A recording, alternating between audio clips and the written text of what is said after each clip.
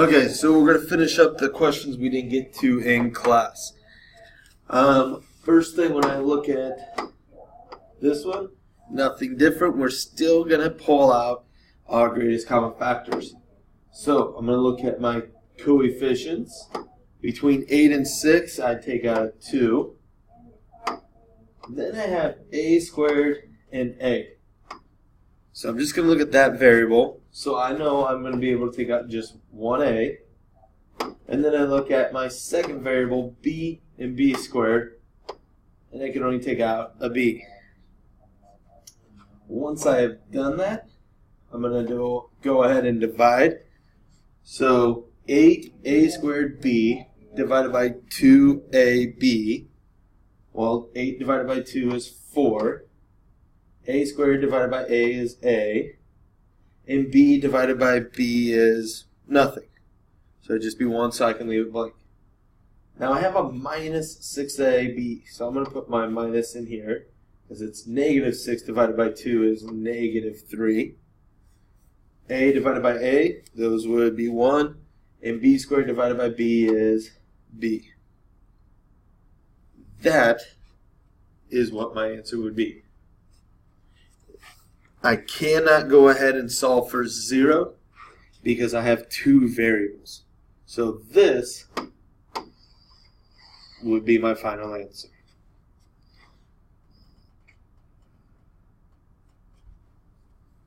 Okay. Find the zeros of the function. A couple big things that I want to make sure I am doing. Let me make sure I'm on the right one. Alright, so I'm going to go ahead and on your foldable, it was asked, and I went and double checked about the positive term first term must be positive. So I'm going to show you what that means. I'm going to go ahead and I can only pull out an x because I can't pull out a negative 2. All I'm able to pull out is an x because there's no coefficient in front of the x. So I have negative 2x squared, the only common coefficient, since there's that and no coefficient from x, I can't pull anything out. But with the x squared and the x, I can pull out x. But I'm going to pull out a negative x. And the reason is, inside here, I want this to be a positive first term. So when I have this in standard form, this inside needs to be positive. So I would have negative 2x squared divided by negative x is 2x. And x divided by negative x is, now I can't leave it blank and say nothing. We have to say negative 1. The reason is this x is like a positive 1x.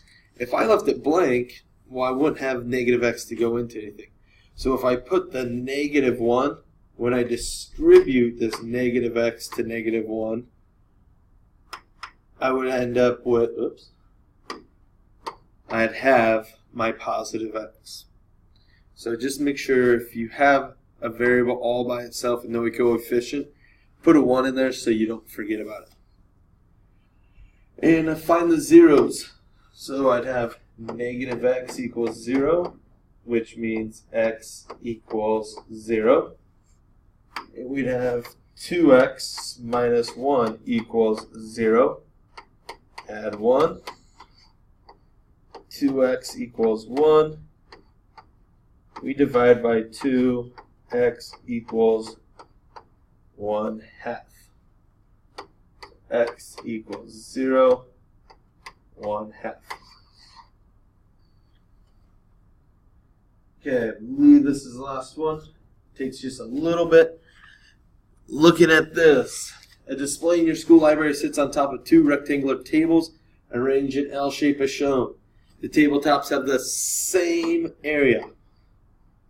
Okay, and remember, for any rectangle, area is length times width. We need to remember that. A, write an equation that relates the area of the tabletops. So we want to relate both tabletops. Now, if they didn't give you a picture, make sure you do draw one.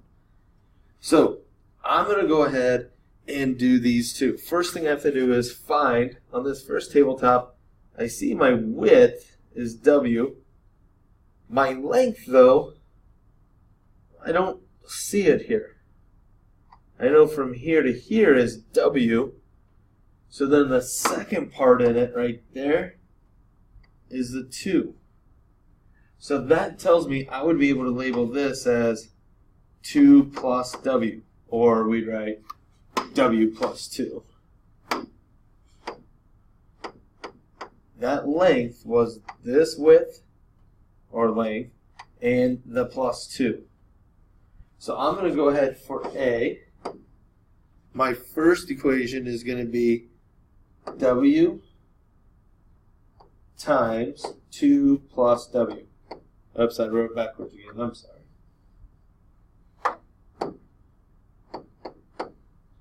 And remember, the first W is my width, and then this is my length. So I did length times width, and we're going to say equals. So we go to our second rectangle. Well, see if I can figure out what my length and width would be. I know my width is W, so I have that part down. So I'm going to have W, and I'm going to times by my length. Well, I can see the length is 10 for the two tables, and this part's W. So to find this one, I'd take my 10 and I would subtract a W. Essentially what we're looking at is from here to here is 10, but I know here to here is W. So to find this missing one, I did 10 minus W. And this is my equation. A, W times W plus 2 equals W times 10 minus W. When we go to B, find the value of W. Alright, well now I'm just going to head and I'm going to solve for W. So I'm going to look, and first thing I'm going to do is distribute. So this would become W squared plus 2W. Distribute over here, 10W minus W squared. Alright, now I want to combine like terms. So I'm going to add 2W. Or not 2W, I'm sorry, W squared to both sides. And I'm going to subtract 10W.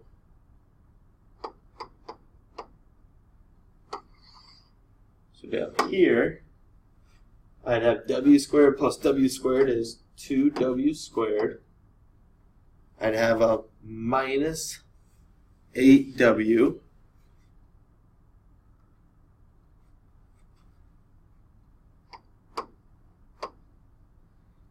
And this would all equal 0. Let me double check all my work. 2W plus W squared. 10W there.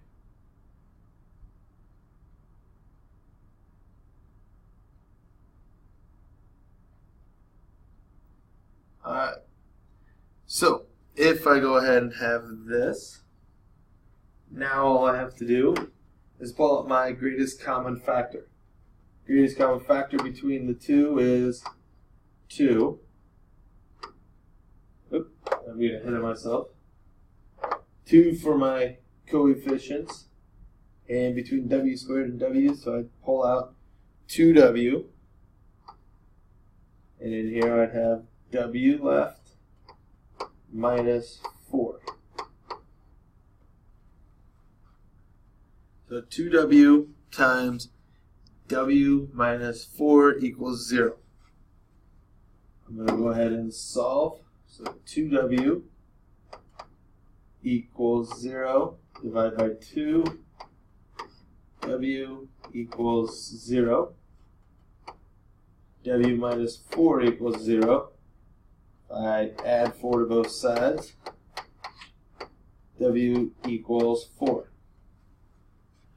So right now my answer, solving for the value of W, I have W equals 0, W equals 4. But now we have to think about our story problem, what makes sense.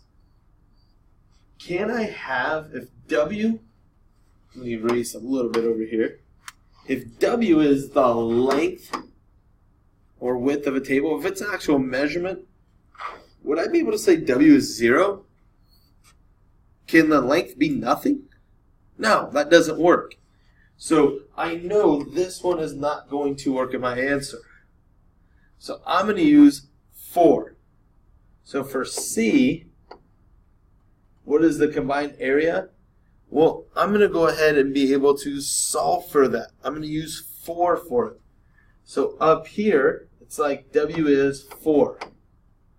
This is 4. This is 4.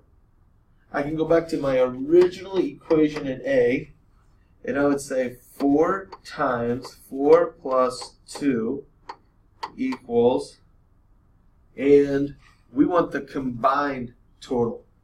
So I'm actually going to be adding my other tabletop. So my first tabletop would have been 6 times 4 is 24 plus, and remember they had the same area, so both these should be the same. 10 minus 4 is 6, times 4 is 24, and when you add the two, we get 48 feet squared. That would be our combined total area. Each one of these had a total area of 24 feet squared. Okay. Homework's right here. If you have any questions, please come see me.